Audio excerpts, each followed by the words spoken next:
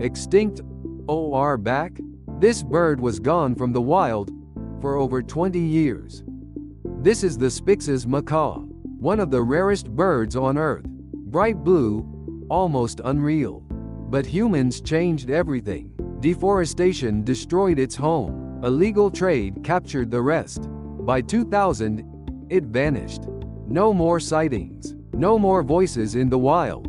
Only a few left in captivity. But scientists didn't give up.